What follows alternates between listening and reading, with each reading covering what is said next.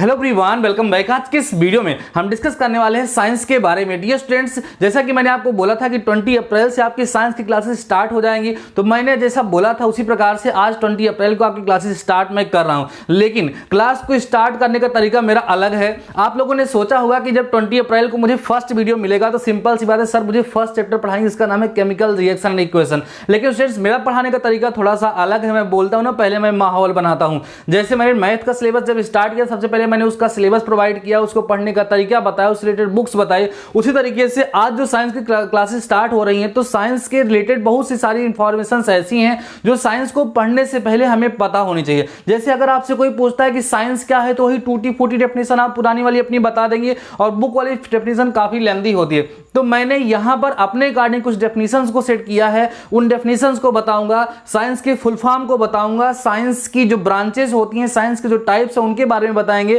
फिर हम आपको यह भी बताएंगे किस तरीके से हमें अपनी स्टडी को कंटिन्यू करनी है, कौन सी बुक आप लोगों को लगने वाली है, क्या टाइमिंग में आपको आपके साथ सिलेक्ट करने वाला हूं, किस टाइमिंग पे आपको साइंस की वीडियो रेगुलर मिलने वाली है। वो सारी की सारी बातें आपको इस वीडियो में मिलने वाली हैं। सो वीडियो को लास्ट तक देखें और इसमें बताई गई सारी की सारी इंफॉर्मेशन को अपनी एक साइंस की कॉपी को बना करके उसमें जरूर से जरूर नोट्स करें।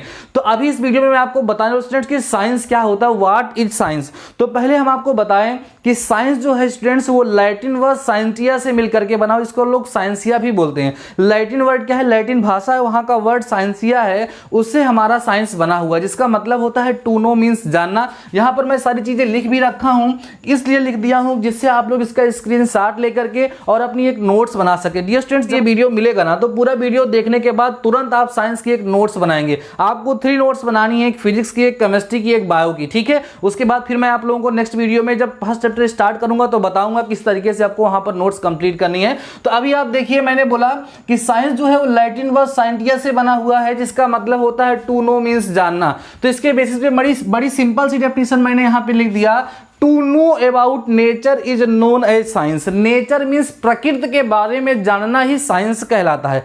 कैसे भाई? यार आप फिजिक्स क्लास 9th में पढ़ चुके हैं, ठीक है, केमिस्ट्री पढ़े हैं, बायो पढ़े हैं। आप सोच करके देखिए, नेचर के अलावा कुछ और आप लोगों ने पढ़ा।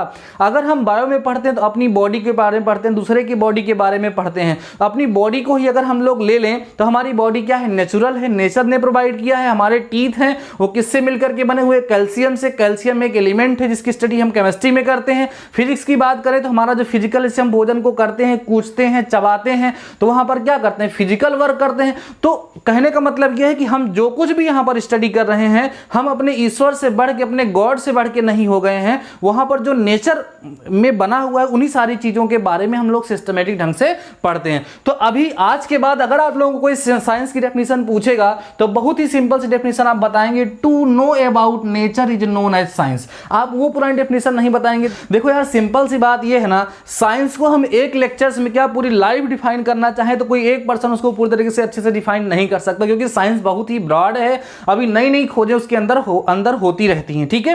तो अभी यहां पर उसको उसके सार को बताया जाता है, उसका जो एक्सप्लेनेशन है, उसको उसका जो कॉन्टेक्स्ट है ना, उसको सिंपल में यहां पर बताने का प्रयास किया जा रहा है। तो ये डेफिनेशन आप लोग याद रखेंगे। दूसरी डेफिनेशन उससे भी जी मैंने यहां पे लिखा है, टू स्टडी ऑफ नेचर।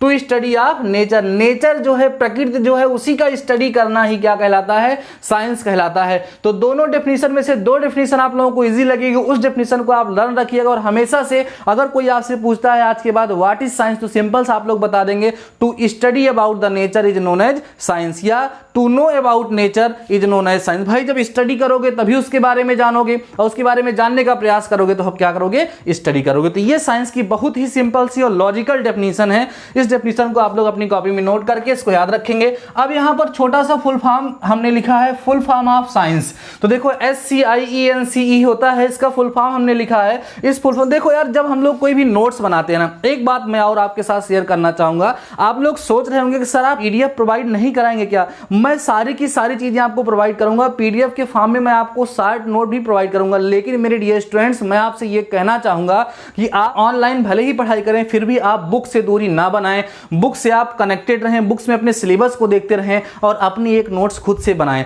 तो जो आपकी नोट्स होगी वो देखने में अच्छी लगेगी, वो आपकी जो आप हायर क्लासेस में जाएंगे तो वहां पर आपकी वहां पर वो हेल्प करेगी। ठीक है, तो इस तरीके से पहला पेज जब इस तरीके से लिखा होगा ना, तो जब कभी अपनी कॉपी को आप देखेंगे, कोई अगला बंदा आपकी कॉपी को देखेगा तो उसको लगेगा कि जो स्टूडेंट है ना वो डायरेक्ट अपने सिलेबस पे नहीं कूद पड़ा है, वो ऑब्जेक्ट्स को जानना चाहता है, उसको केवल और केवल लर्न नहीं करना चाहता है, उसको सीखना चाहता है, उसको जानना चाहता है, उसके बारे में डिटेलिंग करना चाहता है, उसके अंदर तक जान करके उसका एक ही एम नहीं है how to obtain more and more marks, और जिसका ये सिस्टम लेकर के चलेगा how to obtain more and more marks, वो सिंपल सी बात है वो नॉलेज को पीछे छोड़ेगा। तो नॉलेज आपको होना बहुत ही जरूरी है। तो देखिए यहां पर हमने इसका फुल फॉर्म क्या बनाया है, एस का मतलब होता है सिस्टमेटिक। देखिए ध्यान से, एस का मतलब क्या होगा, सिस्टमेटिक, और सिस्टमेटिक का स्टूडेंट्स मतलब होता है क्रमबद्ध। ध्यान देना, क्रमबद्ध माने जो क्रम से हो, जो सिस्टम से हो, वही को हम लोग सिस्टमेटिक बोलते हैं। उसके बाद सी जो है उसका मतलब है कॉम्प्रिहेंसिव। क्या मतलब है, कॉम्प्रिहेंसिव का मतलब होता है व्यापक। ठीक है, जिसमें व्यापक स्टडी की जाए